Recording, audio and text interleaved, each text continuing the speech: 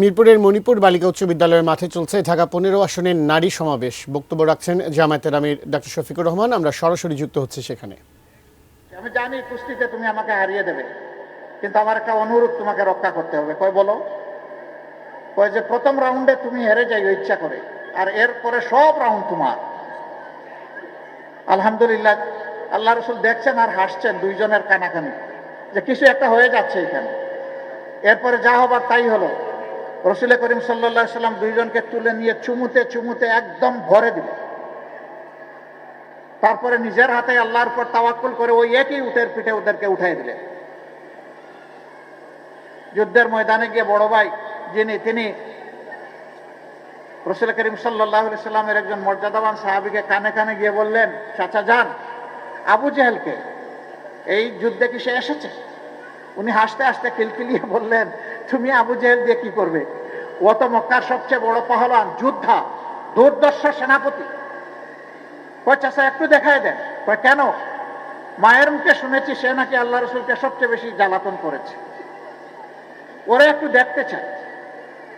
তিনি বললেন, যার মাথার পাগড়িটা সবচেয়ে বড়, যার দাড়ি সবচেয়ে লম্বা, যে মানুষটা এখানে সবচেয়ে উঁচু, যার মুখে গুটির দাগ, তার নাম আবু জেহেল। ওনার বর্ণনা শেষ হওয়া মাত্রই ছু করে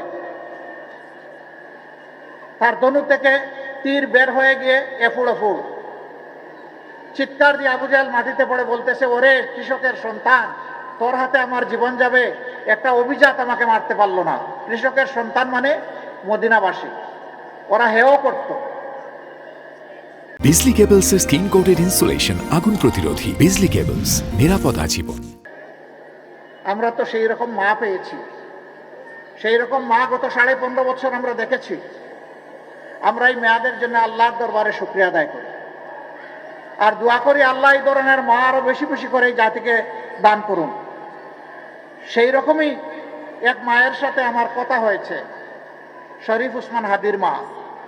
সালাম বিনিময় হয়েছে।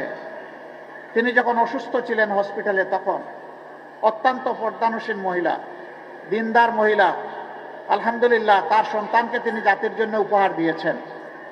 হাদি দুনিয়া থেকে চলে গিয়েছে, কিন্তু কোটি কোটি হাদি সে তৈরি করে রেখে গেছে। হাদিরা বেঁচে থাকলে বাংলাদেশ পথ হারাবে না ইনশাআল্লাহ। ইনসাফের বাংলাদেশ কায়েম হবে। পুরুষদের মতো নারীরাও কর্মক্ষেত্রে সমান অবদান রাখবেন, সম্মান এবং নিরাপত্তার সাথে। আমরা তার যে কোনো মূল্যে নিশ্চিত করব ইনশাআল্লাহ।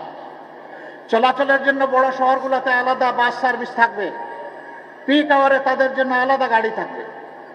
পুরুষদের অসুবিধা নাই, মাইলের পর মাইল হাঁটবে, বাইক চালাবে, বাইসাইকেলে আসবে, পাবলিক ট্রান্সপোর্টে উঠবে, ঠেলাঠেলি করে, সমস্যা নাই।